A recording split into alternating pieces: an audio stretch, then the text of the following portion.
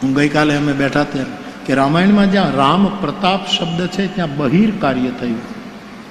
બહિર કાર્ય કરવા માટે રામ પ્રતાપ જોઈએ અને ભીતરી વિકાસ માટે રામ પ્રભાવ જોઈએ. તમારામાં ઉર્જા જોઈએ બહારનું કાર્ય કરવા માટે. એમાં પ્રતાપ, રામ પ્રતાપ સુમીરી કપિ પ્રતાપ.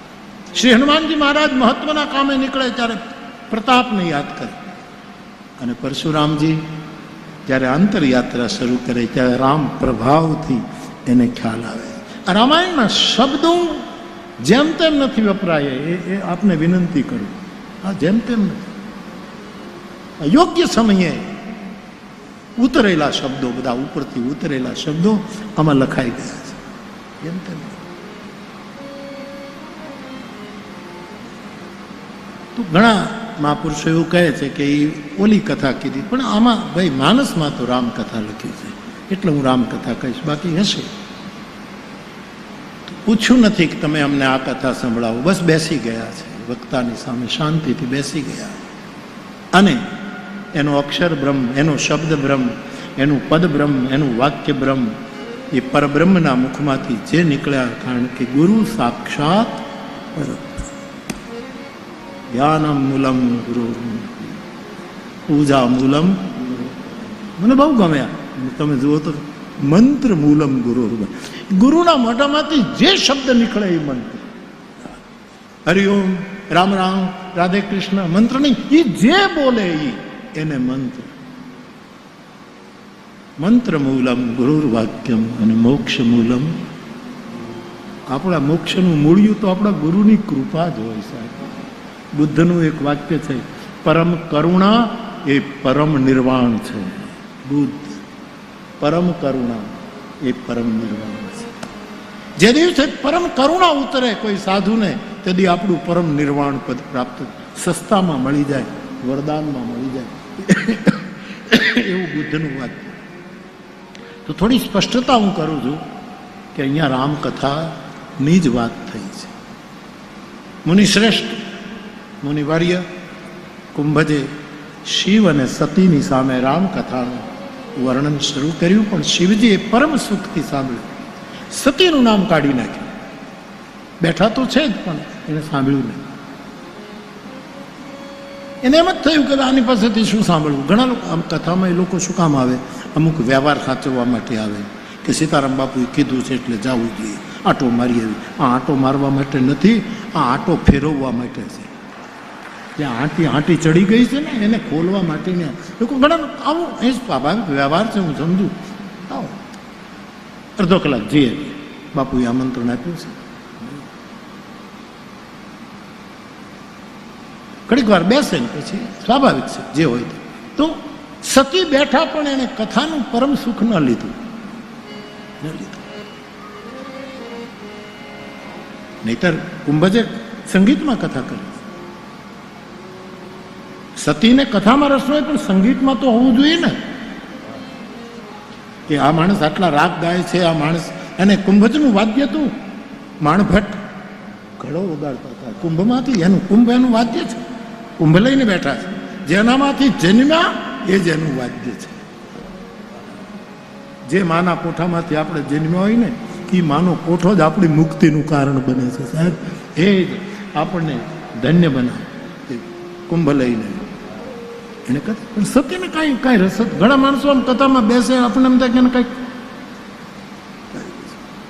પણ ત્યારે એમ લાગે કે કથાના પંડાલ સુધી પહોંચવું એટલું જ પૂરતું નથી. ક્યારેક બેઠા હોઈએ, 9 દિવસ બેઠા હોઈએ, પણ ભાગ્યમાં ન હોય ને તો કાંઈ ગાંઠે બંધાતું નથી. અમારે અમરદાસ બાપુ કહેતા કે ગામમાં ભાગવતની કથા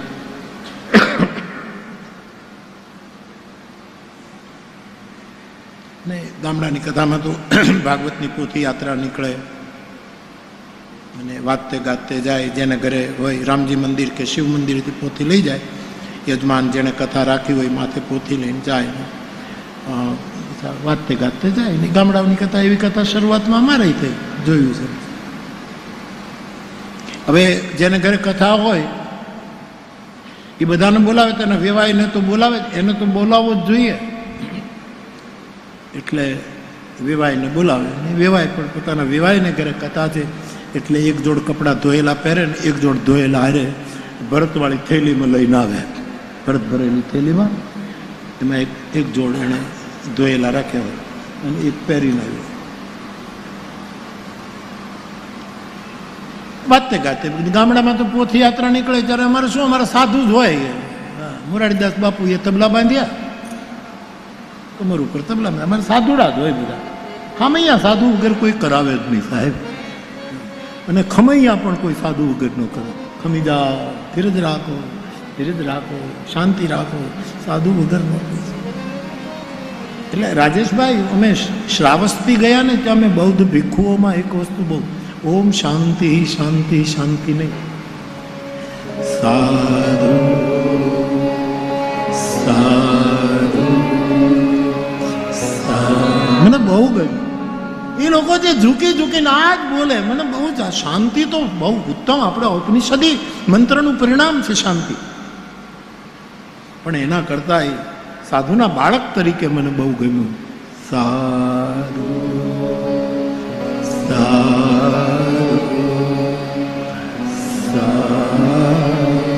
બહુ સરસ, બહુ સરસ. આહા, કેટલું મીઠું લાગે છે. ભગતની મધુરતા જાય, અંદર મીઠાશ આવી જાય. તો મોરારીદાસ બાપુએ તબલા બાંધ્યા.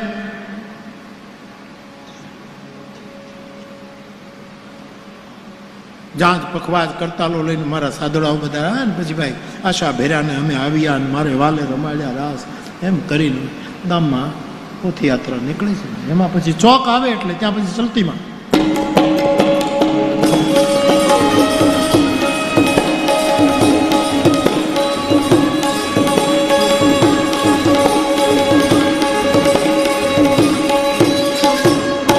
હાલો હાલો હાલો હાલો આગળ હાલો હાલો હાલો તારા દેશું ઓરડાને દેશું દેશું મેળી તેરા આવેલ આશા ઉતારા દેશું ઓરડાને દેશું દેશું મેળી તેરા આવેલ ભોજન દેશું તમને લાપસીને કાંઈ દેશું મેરી આવેલ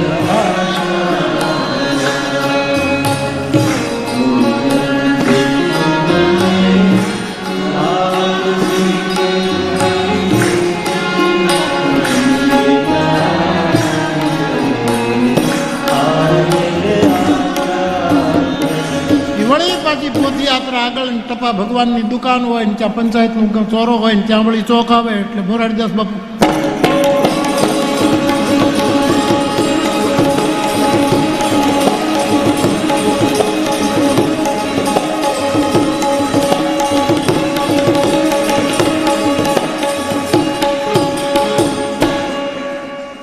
નાવણ દેશું તમને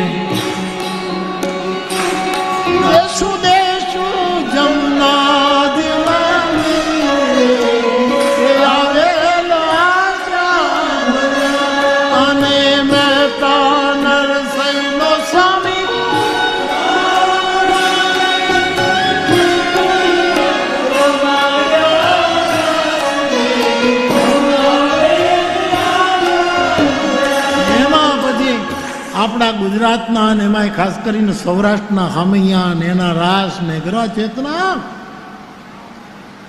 યુનેસ્કોમાં પહોંચી ગયો સાહેબ આપણું રાસ. અને આ છોકરો તો દ્વારકામાં ગોમતીના કડકડ પાણીમાં એની આખી મંડળીને અને ગોમતીના કડકડ પાણીમાં ઉભા રહીને રાસ કર્યો છોકરાએ. ગોમતીના દ્વારકાધીશના. મેં કીધું આ રાસ જળમાં ક્રીડા આવી તે બહુ મોટો બહુ એક નોંધની કામ કર્યું ચેતના. આપણી આખી વાત જ જુદી છે. હા, એટલે રોટલો ખાવા માટે વીરપુર આવવું પડ્યું હશે ઠાકોરજીને સાહેબ, બેકર ના આવે.